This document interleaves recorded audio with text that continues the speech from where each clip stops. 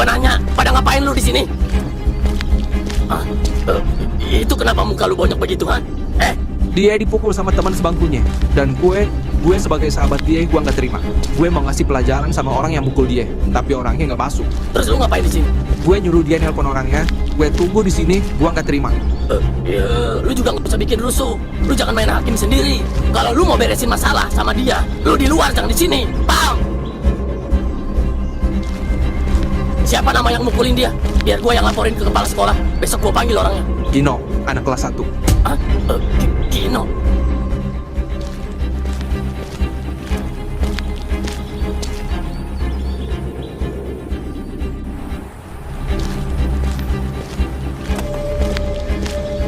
Orang-orang selalu mikir kekuasaan itu datang dari teriak paling keras. Padahal enggak. Kekuasaan itu datang dari siapa yang paling tenang waktu orang lain mulai gelisah. Sekolah ini kelihatannya rapi. Pagar tinggi, gerbang dijaga, guru mondar-mandir. Semua kelihatan tertib. Tapi keteraturan itu cuma lapisan luar. Di dalamnya, semua tetap berjalan pakai aturan yang gak pernah ditulis. Dan gue ngerti, aturan itu lebih cepat dari kebanyakan orang. Gue tahu siapa yang bisa ditekan, siapa yang cuma butuh diingetin, dan siapa yang harus dikasih contoh. Karena dunia ini gak jalan pakai niat baik. Dunia jalan pakai konsekuensi. Anak-anak kayak Peto itu bukan salah mereka polos. Masalahnya, dunia nggak ramah sama yang polos. Mata mereka terlalu jujur, langkah mereka terlalu ragu.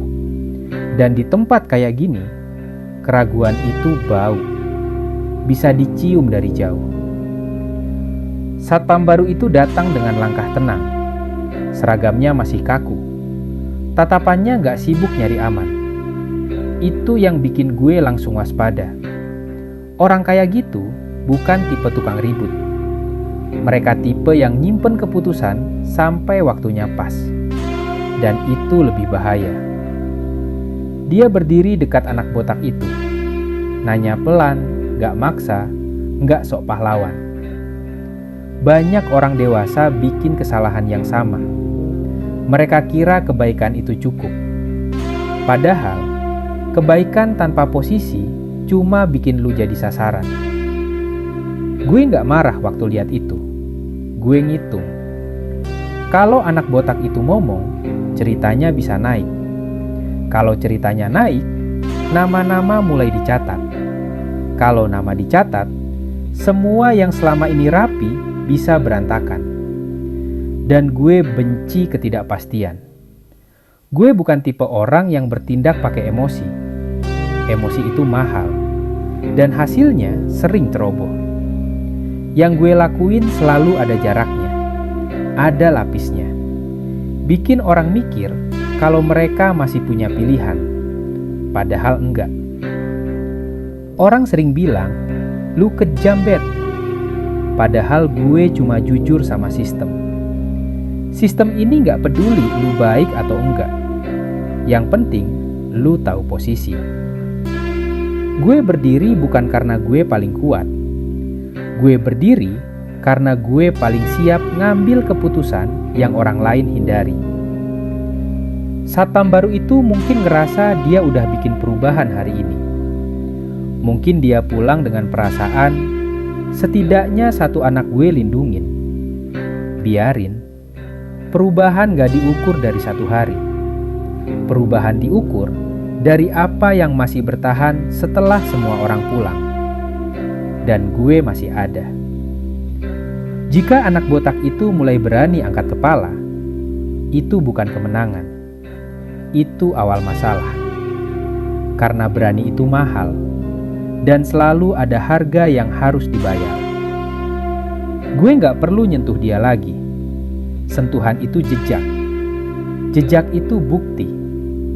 Yang gue perlukan cuma bikin dia mikir setiap mau buka mulut. Bikin dadanya berat tiap mau jujur. Takut itu bukan musuh. Takut itu alat. Dan alat yang paling efektif adalah yang bikin orang kerja sendiri tanpa disuruh. Gue udah lama di sini. Gue tahu ritmenya. Jam-jam sepi, sudut yang gak dilihat kamera, orang-orang yang lebih suka tutup mata daripada ribet. Gue belajar dari semua itu. Belajar kalau mau bertahan, lu harus siap kotor duluan.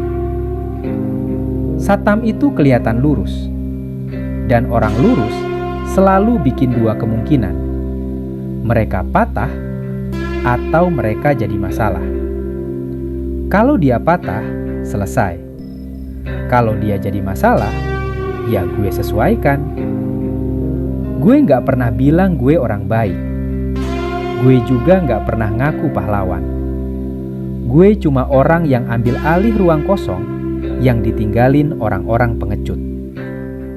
Karena semua orang mau hidup aman, tapi gak semua orang mau ngambil resiko buat ngatur. Kalau nanti harus konfrontasi, gue tahu resikonya. Badan dia lebih gede, umurnya lebih tua, pengalaman hidupnya lebih panjang. Tapi ini bukan soal adu otot. Ini soal jaringan. Soal siapa yang berdiri sendirian dan siapa yang dikelilingi. 4 lawan 1 itu bukan curang. Itu efisiensi. Dunia luar nggak pernah adil. Jadi gue nggak pernah pura-pura adil. Orang dewasa sering lupa satu hal. Anak-anak mungkin kalah tenaga, tapi marak berani nekat. Dan kenekatan itu sering bikin orang yang lebih tua lengah.